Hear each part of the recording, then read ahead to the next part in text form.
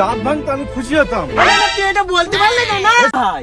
অনেকদিন তো নানার বাড়ি যাওয়া হয় না, আজকে চল নানার বাড়ি যাই।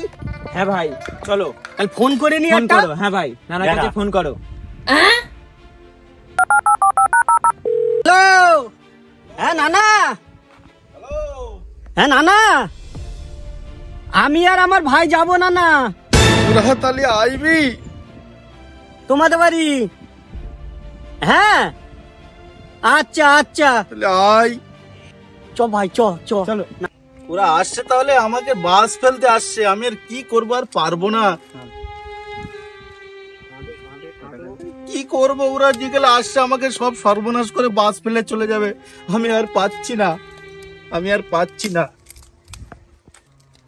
আমার দুই নাতি আসছে, এবার বাস ফেলতে আসছে আমাকে। এই আর বাস ফেলতে আসছে গো, আমাকে বাস ফেলতে। কি হয়েছে, কাঁদছো কেন? কি হয়েছে তোমার? আমি কাঞ্চি কেন জানো? সেই দুই নাতি ফোন করেছিল, তারা আমাকে বাস ফেলতে আসছে।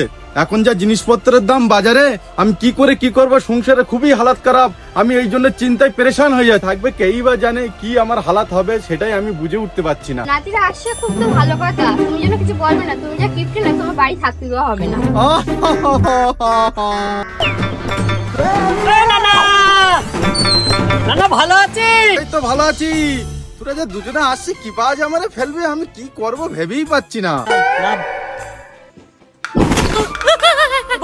পড়ে গেছি ভাই, কিচ্ছু হয়নি তো ভাই? না কিছু হয়নি, আমার নাক ফেটে গেছে।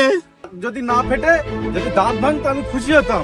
তুই এটা বলতে পারলি না? এসো, তুমি কি করবে, আমার এখন আর লুঙ্গি ধরে ঝোলো। নাতিরা তোরা এসে গেছিস তো, কোনো অসুবিধা হ্যাঁ নানি, অসুবিধা হয়নি। নানি সালাম করে নানা সালাম কর।